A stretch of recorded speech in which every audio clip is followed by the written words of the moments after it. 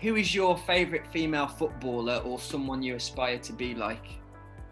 Oh, I'd say for a centre mid, I'd say Jordan Nobbs, because I feel like she's got such a good engine up and down box to box, which is what you sort of need for a centre mid.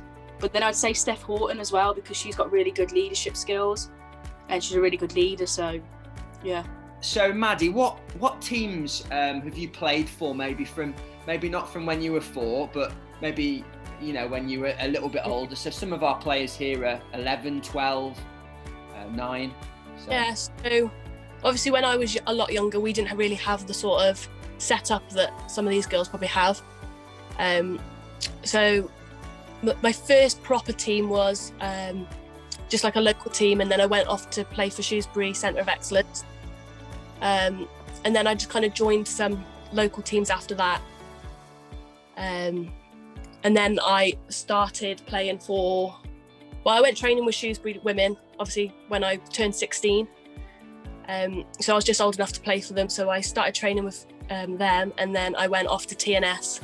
What advice would you give to female footballers who want to get better and play at the highest level they can? Because I think there's a few here on this call.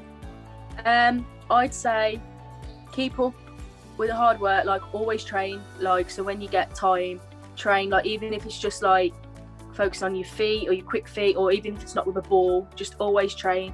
And yeah, just don't ever stop really, and don't let anyone ever tell you that you can't be a footballer because you're a girl, because you can. And half of us female footballers are better than the boys anyway, so just keep going, just keep up with the good work, and your time will come and it will pay off. Yeah, so Harry, have you got any questions in the chat? So we've got one from Carly. Carly, do you want to unmute yourself and ask the question? That might be a nice thing. Did you ever change positions?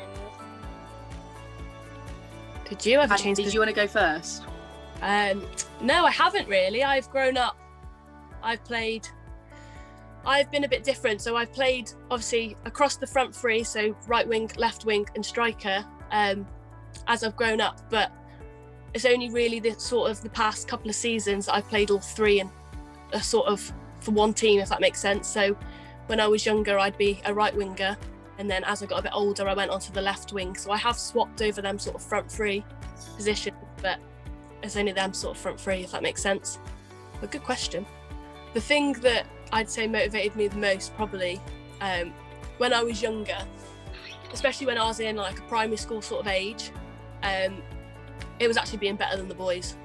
And they're telling me that I can't play football, but I'm actually better than half of them. So I think that kind of pushed me on to obviously play a bit more. But even as you get older, even in like women's football, you'll get it.